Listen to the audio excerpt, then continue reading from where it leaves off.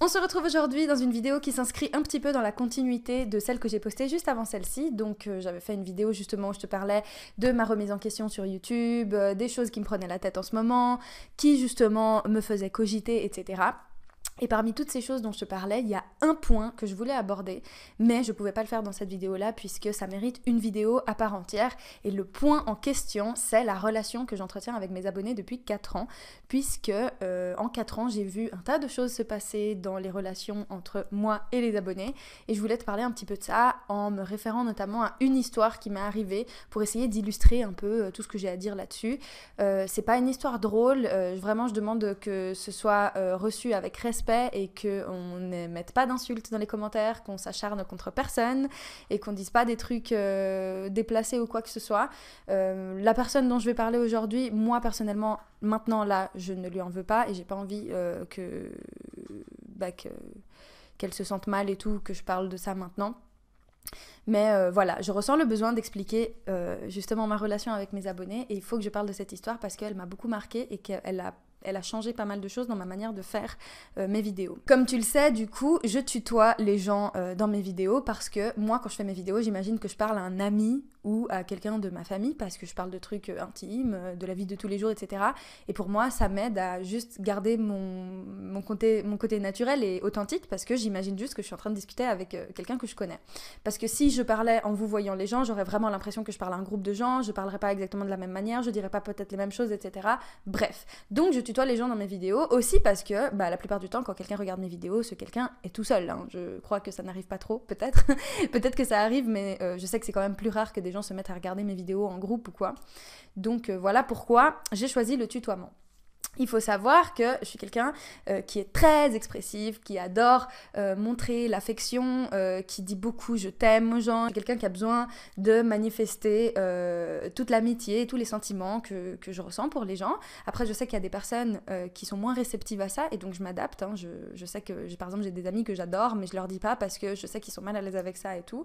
Donc voilà, je leur fais comprendre par d'autres moyens. Et du coup, naturellement, dans mes vidéos YouTube, ça s'est senti aussi puisque très vite, j'ai commencé à manifester toute la gratitude que je ressens, toute l'affection que je ressens envers certaines personnes justement qui me soutiennent, qui m'écrivent des commentaires, qui m'écrivent des mails, qui partagent mon contenu, etc.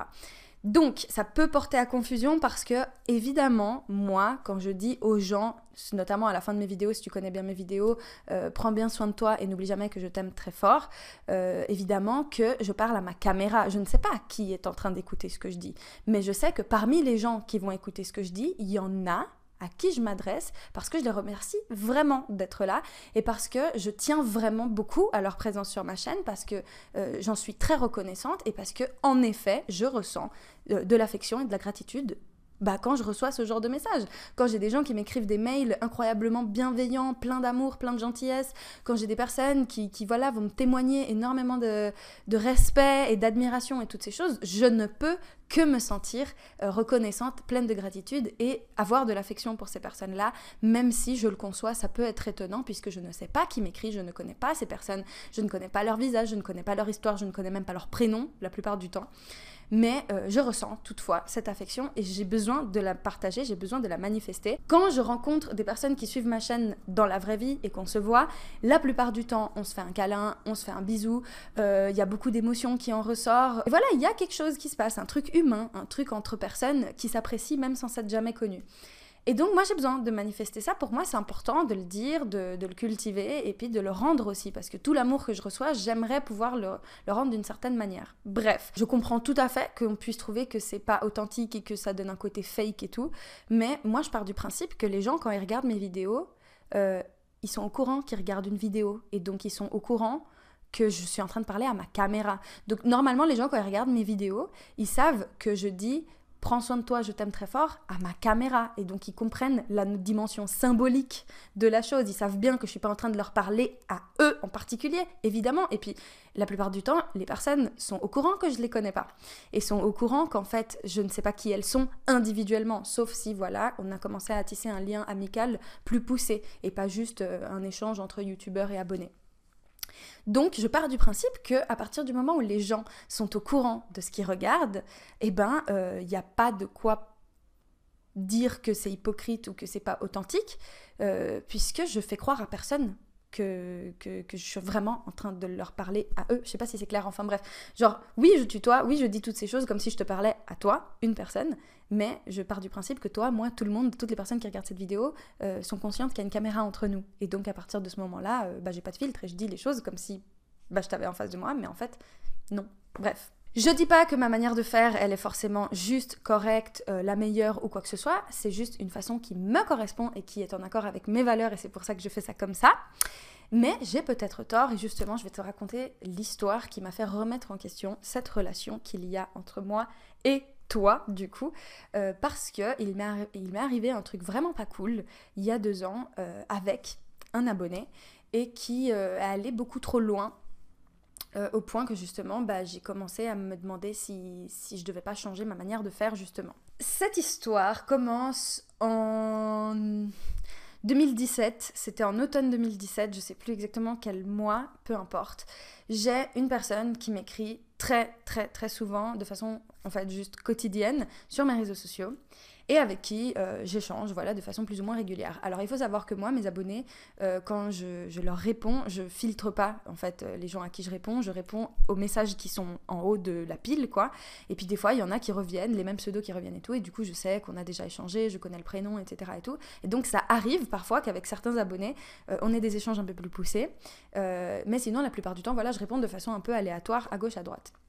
Il s'avère que lui, du coup, de façon très très récurrente, il se retrouvait dans mes messages les plus récents puisqu'il m'écrivait tous les jours.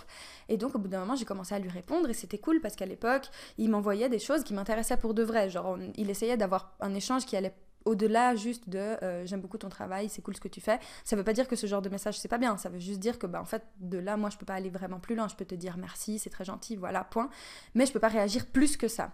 Et donc lui il m'écrivait des trucs et tout qui portaient à la réaction, qui justement m'invitaient à la réflexion et tout parce que ça me paraissait intéressant. J'échange avec cette personne et il s'avère que, en fait, j'avais pas compris, je l'ai compris bien plus tard, mais en fait, cette personne m'écrivait pas que sur mes réseaux sociaux, cette personne m'écrivait aussi par mail, m'écrivait aussi par Facebook, enfin, Facebook est un réseau social, bref. Mais cette personne m'écrivait un peu partout, notamment par email, et moi, alors les mails et moi, c'est une grande histoire, donc autant les messages Instagram, à l'époque, j'avais Snapchat, donc les messages sur Snapchat et tout, ça va, j'arrive à y répondre de façon quasi quotidienne. Mais les mails, des fois je prends 2 semaines avant d'ouvrir ma boîte mail, je sais c'est pas pro, mais c'est la vérité. Et donc forcément, je voyais pas les mails qu'il m'envoyait. Et une fois, il m'envoie des messages en me disant qu'il est à Genève et que ça lui ferait super plaisir qu'on se voit. Alors, il faut savoir que... alors franchement, je saurais pas dire exactement, mais ça m'est déjà arrivé que des abonnés m'écrivent pour qu'on se rencontre. D'habitude, je dis non parce qu'en fait, juste, il y a des gens qui me demandent ça tous les jours et que forcément, déjà, même si j'avais envie, je pourrais pas dire oui à tout le monde. Et de deux, parce que, en fait, le temps qui est à ma disposition, j'ai déjà du mal à en faire profiter ma famille et mes proches, mes amis proches. Donc, je vais pas utiliser ce temps qui est déjà limité pour des gens que je n'ai jamais vus, avec qui j'ai jamais parlé, dont la seule chose que je sais sur eux, c'est qu'ils me connaissent ma chaîne et qu'ils aiment bien mon travail, mais c'est pas une raison suffisante à mes yeux pour que je prenne ce temps-là si précieux que je ne donne pas à des gens proches de moi et le donner à des abonnés. Par contre, volontiers, je le fais si on se croise dans la rue, à des événements, à un concert et tout, là, il n'y a pas de souci. Mais disons que je vais pas faire exprès de réserver une plage horaire à des personnes et tout, juste parce qu'ils ont envie de me voir, parce que ça leur ferait plaisir.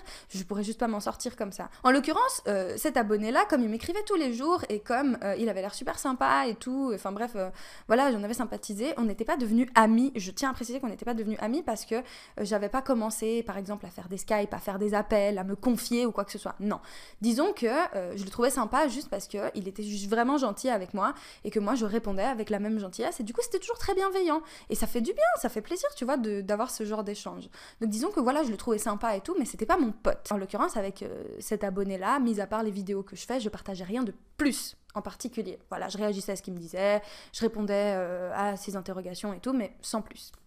Et donc, quand il me dit qu'il est à Genève, il me fait comprendre qu'il veut qu'on se voit. Moi, au début, j'étais pas très chaude. Franchement, je me disais, mais je sais pas trop, j'ai pas envie de dire oui, en vrai, parce que, pour toutes les raisons que j'ai dit tout à l'heure. Mais d'un côté, et à cette époque-là, je le pensais beaucoup, aujourd'hui beaucoup moins, je me sentais hyper redevable. En fait, j'ai commencé à culpabiliser parce que je me suis dit, mais si je lui dis non, il va peut-être trouver que je suis ingrate. Et j'ai commencé à m'inquiéter de ce qu'il pourrait penser, de si ça allait le décevoir. Je tiens à préciser que je vais faire une vidéo dans laquelle on va aborder justement cette attitude, le fait de dire oui alors qu'on pense non, le fait de rendre service alors qu'on veut pas vraiment le faire, le fait d'accepter quelque chose alors que en fait ça ne nous convient pas. Ça, je vais faire une vidéo que là-dessus.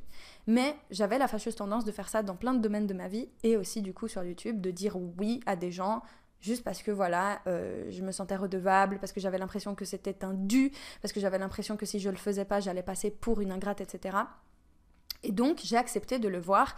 Et attention, très important, j'ai accepté de le voir un jour où je travaillais, c'est-à-dire que j'avais mon uniforme de travail, c'était à une pause de midi. On s'est posé. Et il était hyper cool, mais je voyais qu'il était gêné, je voyais qu'il était un peu nerveux et tout, mais il était vraiment sympa. Le problème, c'est que quand on s'est laissé de façon très cordiale. Du coup, on s'est vu, ça a duré quoi, 1h30, 2h. On a un peu papoté, il m'a montré un peu lui ce qu'il faisait, je me suis un peu intéressée à sa vie, mais ça n'allait pas plus loin que ça. Vraiment, il n'y a pas eu de flirt, il n'y a pas eu de drague, il n'y a rien eu du tout. Il n'y a même pas eu d'élan amical ou quoi. J'étais juste normale, quoi. Et puis, merci, c'est cool d'être passé, voilà, rentre bien, etc. Et en fait, ce que j'avais pas compris et ce que je ne savais pas, c'est qu'en fait, il était venu à Genève en avion pour moi. Alors que moi, je croyais qu'il était venu voir des amis, visiter de la famille. Je pensais même qu'il habitait dans une ville pas loin. J'avais pas compris qu'en fait, il était exprès allé dans un aéroport. Il avait exprès acheté un billet d'avion pour venir exprès à Genève pour me voir, alors qu'il ne savait même pas si j'avais dit oui. Parce que je te le rappelle, moi j'ai su qu'il était à Genève parce qu'il m'a dit « Je suis à Genève, je suis sur place, j'aimerais te voir ».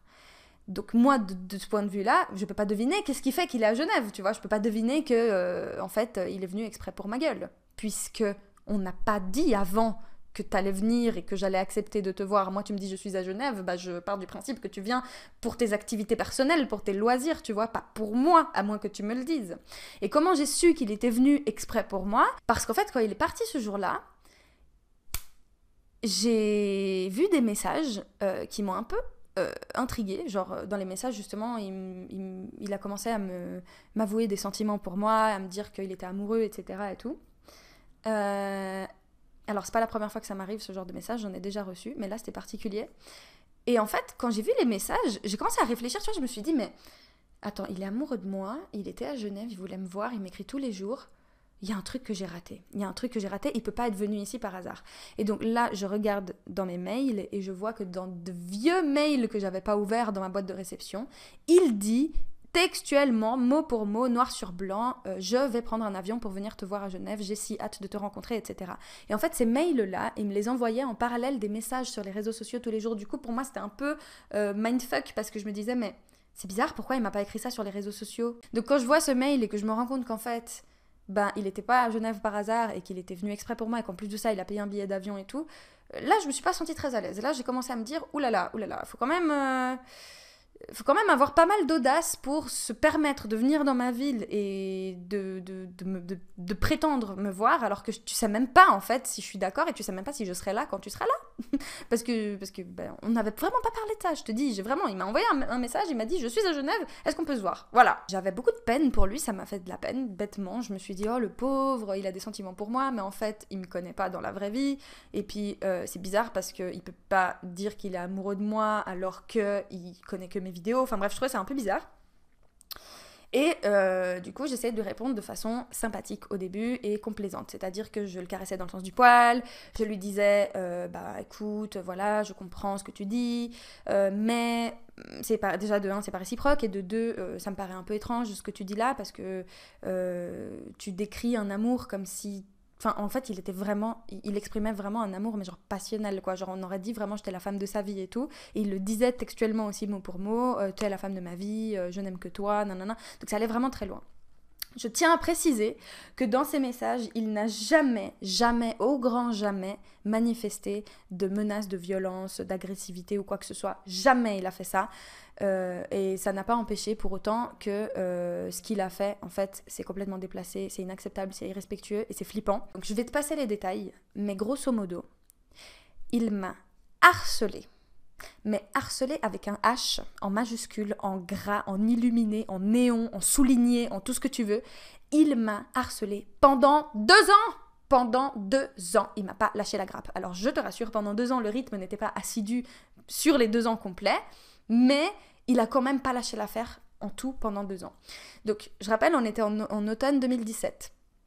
Donc toujours dans l'automne 2017, c'était juste avant que je parte en Inde, je lui écris, je lui dis que bah voilà, ça sert à rien de continuer de me dire qu'il m'aime, que non, je ne changerai pas d'avis, parce qu'en fait, ce qu'il comprenait pas, c'était le refus. Moi, quand je lui disais non, c'est pas réciproque, non, je suis pas attirée par toi, et non, il y aura rien, lui, il insistait, il disait mais oui, tu ne comprends pas, je suis amoureux de toi, pourquoi tu ne veux pas au moins essayer? Et ce qui revenait tout le temps, c'était pourquoi tu veux pas au moins être mon ami? Pourquoi tu veux pas au moins me laisser t'écrire tous les jours et qu'au moins tu me réponds? Et donc il voulait toujours quand même le petit truc qui pouvait gratter de moi. Et moi ça commençait à m'exaspérer parce qu'en fait, non, j'avais pas de raison particulière en fait de lui dire non. J'avais pas de bonne excuse à lui donner, mais en fait, j'ai pas besoin d'avoir une bonne excuse pour te dire que je ne veux pas avoir de relation avec toi, en fait. Et c'est ça qui a motivé notamment ma vidéo d'aujourd'hui. Je sais pas comment dire, mais c'est cette attitude hyper récurrente chez plein de gens de ne pas comprendre un refus sans raison. On a le droit de refuser un truc sans raison. On a le droit de dire non, j'ai pas envie, sans raison particulière. La raison de ne pas avoir envie est une raison suffisante, quel que soit le contexte. On peut ne pas avoir envie de manger le plat de la grand-mère demain soir à la maison, et on n'a pas besoin de justifier cette raison. On peut juste dire je n'en veux pas, point. De la même manière qu'on peut dire non, je ne veux pas t'embrasser parce que j'ai juste pas envie de t'embrasser. J'ai pas de bonne raison à te donner. La bonne raison, c'est juste que je veux pas. Et lui ne comprenait pas ça. Il refusait catégoriquement d'entendre le fait que je ne veuille pas de relation avec lui parce que pour lui, il fallait que j'aie une raison. Et donc, il m'harcelait pour me demander pourquoi je voulais pas avoir une relation avec lui, pourquoi je voulais pas au moins être son ami, pourquoi je n'acceptais pas au moins d'avoir des échanges qui allaient plus loin que juste les 2-3 conversations Snapchat qu'on avait eues. Et donc, il m'harcelait, il n'arrêtait pas. Et au bout d'un moment, forcément, je commençais à m'énerver. Donc au bout d'un moment, forcément, j'ai commencé à dire des insultes et j'ai commencé à l'envoyer chier. Mais il y a eu quand même ça a été graduel, hein, c'est-à-dire que j'ai passé des semaines à être sympathique. Au bout d'un moment, j'ai commencé à être sérieuse et ferme. Et tu vas me dire, t'aurais dû t'arrêter dès le départ. Je sais, si ça se reproduisait, j'aurais même pas essayé plus de 2 fois de lui parler. Mais à ce moment-là, je sais pas pourquoi, ça me faisait de la peine. À nouveau, j'étais dans cette démarche de redevabilité, ça me fait de la peine, de machin, de trucs. Et donc, au début, oui, en effet, j'ai pris beaucoup de temps avant de juste le bloquer de partout et me dire, écoute, ça sert à rien. Parce que, bêtement, j'avais espoir de l'aider, en fait, de le raisonner un petit peu et de au moins lui apporter quelque chose qui puisse l'aider à y voir un peu plus clair dans cette situation. Je l'ai bloqué de partout, évidemment, mais monsieur refaisait des comptes, me réécrivait par mail, me réécrivait par-ci, me réécrivait par-ça. Donc en fait, j'avais beau le supprimer de partout, le bloquer de partout, il revenait à la charge sur mes vidéos, sur mes photos Instagram, sur ma boîte mail, partout, il pouvait. Vraiment, il faut savoir que pendant 1 an, moi j'ai arrêté j'ai fait comme s'il n'existait plus. J'ai vraiment fait comme s'il n'existait plus, je l'ignorais complètement. Et pourtant, lui, je voyais qu'il était encore dans mes messages et tout, mais je faisais juste comme s'il n'existait plus. Un jour, j'arrive à mon travail, donc toujours dans mon supermarché, et on me dit que j'ai reçu une lettre. Et moi, je pensais que cette lettre venait de la direction de mon travail et que j'avais fait quelque chose de mal et que j'allais me faire virer. Quand je vois la lettre en question, je vois que c'est une lettre manuscrite de la part de ce fameux abonné qui m'harcelait depuis, à ce moment-là, plus d'1 an.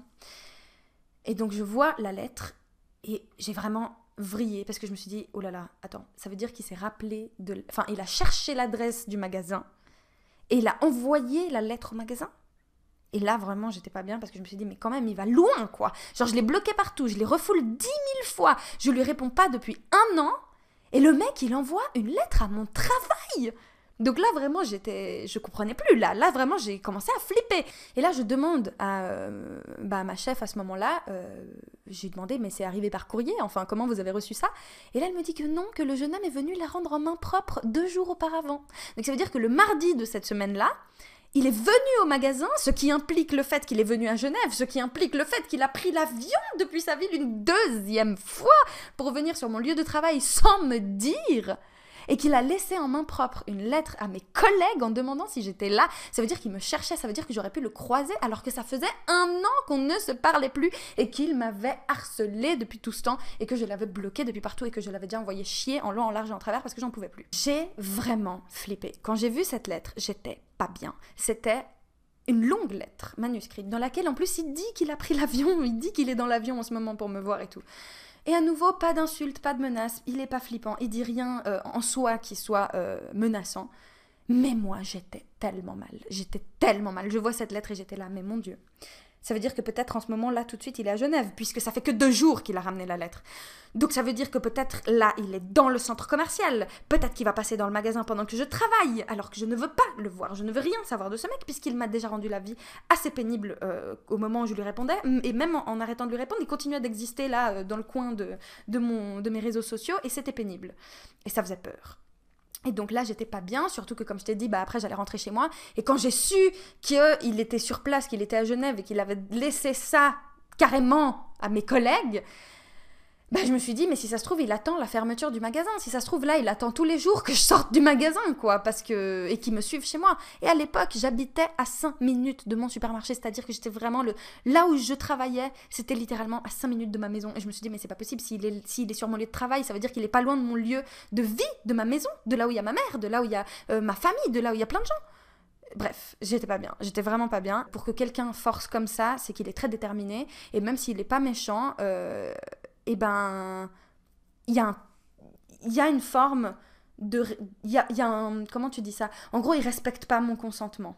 Je dis non, il respecte pas mon non. Donc ça veut dire que s'il ne respecte pas mon non quand je lui dis que je veux qu'il arrête de m'écrire, quand je lui dis que je veux qu'il arrête de m'harceler, quand je lui dis que je veux qu'il arrête d'insister, ça veut dire qu'il va pas comprendre le non non plus si on se croise et que je lui dis que non, je veux pas lui parler, que non, j'ai pas envie de passer du temps avec lui. Parce que jusqu'où en fait il comprend pas mon refus, jusqu'où en fait il comprend pas la notion de consentement. Et c'est ça que j'essayais de lui expliquer au début quand je lui répondais, c'était l'idée du consentement. Je lui disais, mais tu comprends pas en fait que juste quand quelqu'un ne veut pas quelque chose, il n'a pas à te donner une bonne excuse. Il ne veut pas ce quelque chose. Point. Et lui, ça, il comprenait pas. Et s'il comprend pas ça sur ce plan-là, peut-être il le comprend pas pour des trucs qui sont encore plus intrusifs dans la vie, comme par exemple la relation physique, one-to-one, face-to-face, tu vois. Bref, donc je pense que c'était légitime que j'ai peur et j'étais pas bien. Et donc à ce moment-là, je savais plus trop quoi faire parce que je me sentais en danger tout simplement. Et j'ai commencé à me demander si je devais pas signaler ça. Et donc, même si ça m'a vraiment pas plu de le faire parce que j'aime pas du tout avoir à faire ça, je voyais pas d'autre option à ce moment-là que de prévenir les flics en fait. Et du coup, je suis allée au poste de police. J'ai montré la lettre, j'ai expliqué tout ce que je t'explique là avec tous les détails qui vont avec et tout, avec des screenshots, des messages, machin, truc. Et déjà, comme cet abonné-là n'habite même pas en Suisse, il pouvait pas entamer une procédure quelconque parce que c'était un autre pays. Donc en fait, si on avait voulu faire quelque chose, il aurait fallu contacter les autorités françaises et faire toute une procédure et tout. Et il aurait fallu que je porte plainte, que je prenne un avocat, machin truc. Et en fait, moi, je voulais pas ça. Franchement, moi, je voulais une seule chose. C'était ma sécurité. Du coup, quand je suis allée chez les flics, j'ai juste dit « Bonjour, je vous signale qu'il y a cet individu qui me harcèle. Ça va faire maintenant plus d'1 an qu'il m'écrit tout le temps et que voilà, nanana, j'explique tout ça. Sachez que je ne me sens pas en sécurité et que s'il m'arrive quelque chose, il faudrait peut-être aller regarder de ce côté-là. Parce que je suis désolée, mais enfin, étant une femme qui évolue dans cette société qui est particulièrement misogyne sur plein de points, quand il m'arrive ce genre de choses, non, je ne me sens pas en sécurité, même pas pour ma propre vie en fait, ni même pas pour mon intégrité physique. Donc en effet, j'ai ressenti ce besoin-là et je leur ai dit que je savais pas trop quoi faire, mais qu'au moins je viens le signaler. Donc on m'a dit que l'information a été prise, mais on n'a juste rien fait à ce moment-là. Moi, ce que je voulais, c'était qu'il l'appelle, c'était qu'il lui foute un coup de pression. Je me suis dit, mais dites-lui quelque chose, envoyez-lui une lettre, ah oui, mais vous savez, c'est en France, donc c'est pas pareil et tout. Enfin bref, ils m'ont dit qu'en gros, voilà, ils avaient bien entendu ce que j'avais à dire, qu'ils avaient bien pris les données de cette personne, parce qu'en plus, on avait son numéro de téléphone, son nom de famille, on avait tout ce qu'il fallait, puisqu'ils me le donnaient, en fait, pour que je le contacte. Donc on avait toutes les infos sur lui, mais on pouvait rien faire, il fallait juste que je les appelle si jamais. Quelques semaines plus tard, il revient à la charge et cette fois, il me réécrit, mais je ne sais même plus par quel moyen. Je crois que c'était un énième compte Instagram sur lequel il m'avait écrit. Et là, je vois qu'il me réécrit encore une fois, même après cette lettre. Et là, j'étais là, non, mais c'est plus possible, là, genre vraiment. Faut savoir qu'après, au moment de la lettre, je lui parlais pas. J'ai continué à faire profil bas, à vraiment faire la tombe. Je ne voulais rien dire, je ne voulais plus parler. Donc même après la lettre, j'ai rien dit. Même après être allée chez les flics, j'ai rien dit. Donc quand il revient encore avec son message Insta, c'est qu'il remet une couche de harcèlement, tu vois. C'est même pas qu'il répond à des trucs que j'ai dit, c'est même pas qu'on échange. C'est juste qu'il continue de m'harceler, en fait, puisque depuis tout ce temps, je continue de ne pas lui répondre. Et quand je vois ce message sur Instagram, à nouveau, il m'a remis la peur que j'ai ressentie quand j'étais au travail et que j'ai vu la lettre. En fait, j'avais l'impression d'être traquée. J'avais vraiment l'impression que quelqu'un était en train de me traquer pour de vrai. Et quand je vois ce message Instagram, je me suis dit non, mais en fait, je vais retourner chez les flics et cette fois, on va faire un truc. Je sais pas ce qu'on va faire, mais on va faire un truc. Et donc, je suis allée à nouveau au poste de police. Et cette fois, j'ai demandé textuellement, directement. J'ai même pas parlé de toute l'histoire et tout. J'ai juste vu le flic. J'ai dit, écoutez, il y a quelqu'un qui m'harcèle. Vous avez toutes les preuves dans cette clé USB, voilà, parce que j'avais fait tout un dossier avec les photos et tout, enfin bref, ça m'a pris un temps monstrueux. J'ai dit, vous voyez, il y a cette personne qui est en train de m'harceler, j'ai déjà fait un signalement à la police, elle continue de m'écrire, elle continue de me faire chier, donc est-ce que vous pouvez faire juste une chose, vous lui passez un appel, on a son numéro de téléphone, vous lui passez juste un petit appel, et vous lui dites qu'il me laisse tranquille. J'avais le cœur, il battait à 10 000 à l'heure, parce qu'en plus de ça, j'ai commencé à me sentir coupable. J'ai commencé à me dire, oh le pauvre et tout, il va flipper, non, donc j'ai commencé, c'est hyper absurde, je comprends, mais c'était plus fort que moi. J'ai commencé à me sentir mal pour ça, alors que c'est lui qui m'harcèle depuis, à ce moment-là, du coup, 2 ans, parce que entre-temps, du coup, il s'est passé du temps. Ça faisait 2 ans qu'il m'harcelait, le gars, ça faisait longtemps qu'il me faisait flipper, il m'avait fait passer des sales soirées, c'est lui qui a fait de la merde, en fait, dans l'histoire, mais c'est moi qui me sentais coupable de le dénoncer, en fait, et de faire en sorte qu'il arrête de me faire chier. Bref.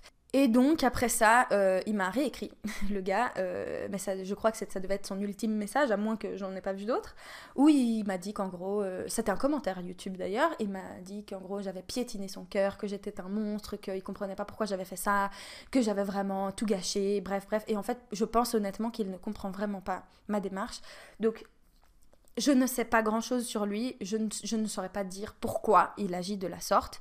J'ai entendu parler de l'érotomanie, donc je te laisserai regarder par toi-même ce que c'est l'érotomanie sur Google, mais ça pourrait expliquer potentiellement son comportement avec moi. Ça ne l'excuse pas en soi, mais ça peut permettre d'y voir un peu plus clair. Et donc voilà pour cette histoire. Depuis, il s'est rien passé de bien nouveau, mais forcément, ça m'a refroidi un petit peu cette histoire parce que j'ai commencé à me demander, voilà, quelle était ma part de responsabilité là-dedans, si tant est qu'il y en avait une. Il y a plein de gens qui m'ont dit oui, mais voilà, toi tu dis aux abonnés que tu les aimes, tu leur fais des bisous, tu les tutoies en vidéo, tu te livres à eux, tu parles de ton intimité. Forcément, ça crée une forme de proximité qui porte à confusion parce que du coup, elle est unilatérale. Moi, j'ai pas le retour en fait en échange. À moins voilà, qu'on commence à vraiment échanger et qu'on approfondisse le truc. Mais c'est vrai qu'on n'a pas... C'est pas une relation équilibrée, quoi. Et donc, ça m'a vraiment fait cogiter parce que... Alors, on est bien d'accord, hein, quel que soit le comportement que j'ai eu, à partir du moment où je dis non, c'est non. On est bien d'accord. Et c'est lui qui m'a harcelée et le seul coupable de ce harcèlement, c'est lui. Mais... inévitablement, j'ai commencé à me demander, comme à chaque fois qu'il m'arrivait un truc dans le genre, qu'est-ce que moi je devrais changer pour pas que ça arrive à nouveau. Et du coup, forcément, ça m'a interrogée sur ma relation avec mes abonnés sur YouTube. Bref, ça montre pas mal d'aspects de la relation youtubeur-abonné dont on parle pas forcément toujours et qui pourtant sont importantes, je pense. Comme par exemple, voilà, le fait qu'il y a des gens qui deviennent intrusifs, qu'il y a des gens qui ont du mal à faire la différence entre la caméra et la vraie vie, des personnes qui prennent pour elles ce qu'on dit en caméra et qui ont pas l'impression, et qui en tout cas ne donnent pas l'impression de comprendre que en fait, c'est une vidéo qu'elles regardent et c'est pas vraiment quelqu'un qui est en train de leur parler. Le fait qu'il y a parfois des abonnés qui vont se permettre d'avoir des comportements qui sont irrespectueux alors que il n'y a pas de violence explicite, il n'y a pas d'insultes et tout ça, et pourtant qui vont se permettre de faire des trucs comme ça. Avant de terminer cette vidéo, je t'invite à faire un tour sur mon profil Utip, c'est une manière de me soutenir financièrement et c'est complètement gratuit pour toi. Ça consiste juste à regarder une vidéo de quelques secondes sur mon profil qui est une publicité. Ça dure genre 20 à 30 secondes et ça reverse quelques centimes sur ma cagnotte et moi ça m'aide à finir les fins de mois. Donc si tu penses à le faire, merci infiniment et vraiment merci infiniment à toutes les personnes qui le font déjà. Vraiment on se rend pas compte mais pour moi ça fait toute la différence, je le dis à la fin de chaque vidéo mais c'est vrai, genre ça paye plus que mes courses du mois en fait, le Utip, donc pour moi ça change vraiment beaucoup et franchement merci beaucoup aux personnes qui le font. Voilà, moi ça m'a fait du bien de faire cette vidéo, je ressentais le besoin. Si t'as des histoires similaires ou si ça t'a évoqué quelque chose ou si ça t'a donné envie de réagir, franchement n'hésite pas à le faire dans les commentaires, dans la bienveillance et le respect comme d'habitude s'il te plaît. Enfin bref, on se retrouve du coup dans une prochaine vidéo, d'ici là prends grand soin de toi et n'oublie jamais que je t'aime très fort.